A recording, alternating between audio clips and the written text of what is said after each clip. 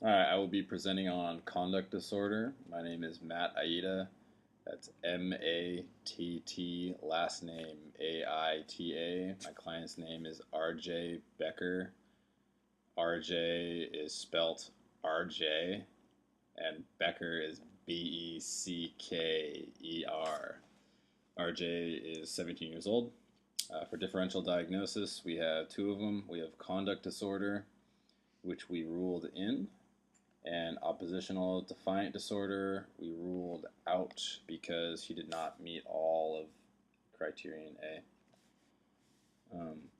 For primary diagnostic features, just have one. It's pattern of behavior in which violation of social norms, laws, and rights of others occurs. One more time, that's pattern of behavior in which violation of social norms, laws, and rights of others occurs. Okay, on to RJ's story. So like I stated earlier, RJ is 17 years old. He was admitted to the hospital after slashing his wrist in a failed suicide attempt. He was found by his mother in a bathtub covered in blood.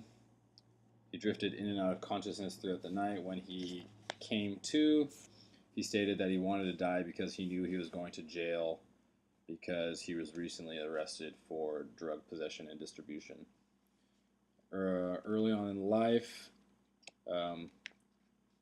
his foster mother really didn't want him, and his maternal grandmother was a poor substitute for her mother.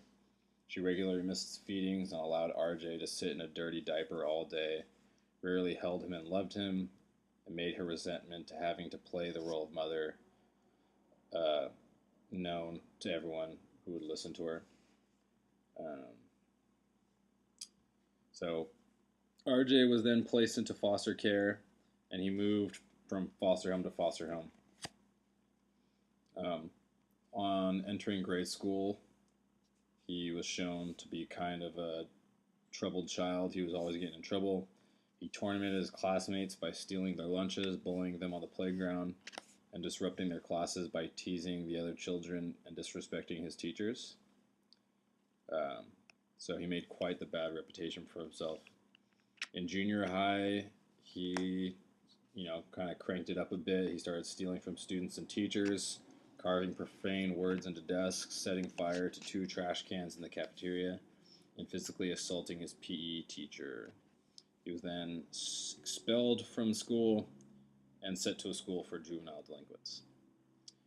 When he was there, he started hanging out with guys that were in part of a gang and started selling drugs. When he was in high school, he was arrested 2 times for stealing. For each offense, he was sentenced to community service.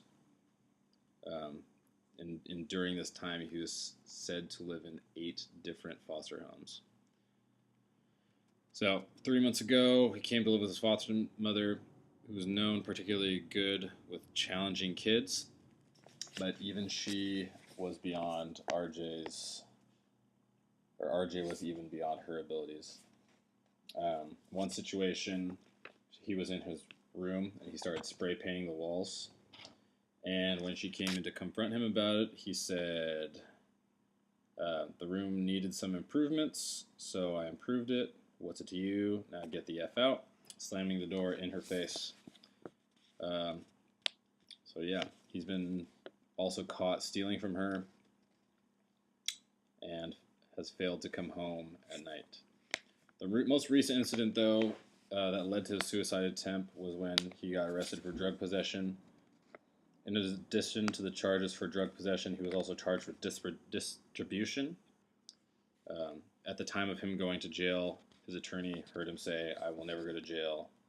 The attorney replied, "That decision is not in your hands. It's now in the judges, so you better prepare yourself." And later that night, RJ took the kitchen knife and slit his wrists. So that's where we are now. So that's RJ Becker. For multi-axial diagnosis, axis 1, we have conduct disorder. Axis 2, we have none.